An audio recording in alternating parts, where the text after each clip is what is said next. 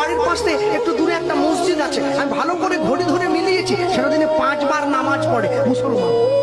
ভোর 5টায়, দুপুর 12টায়, বিকেল 3:30টায়, বিকেল 5টায়, সন্ধ্যে 7টায়।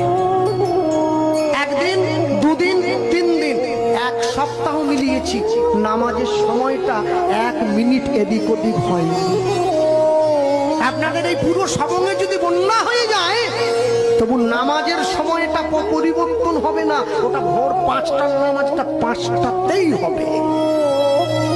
1 মাস ওরা রোজা পালন করে, সকালবেলা সূর্য ওঠার আগে মুখটা ধুয়ে নেয়, একটুখানি খেয়ে নেয়, সারাদিন উপবাস না খেয়ে থাকে, সন্ধ্যেবেলা একটু জল আর খেজুর খেয়ে উপবাসটা ভঙ্গ করে।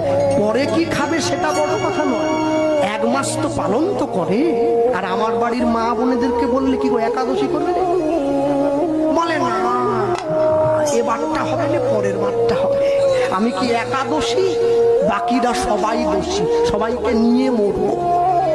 ওরা সময় করে নামাজটা পড়ে, আর আমার বাড়ির মায়েরা বোনেরা সময় করে পরনিন্দা পরচর্চা নিয়ে ব্যস্ত হয়ে থাকে।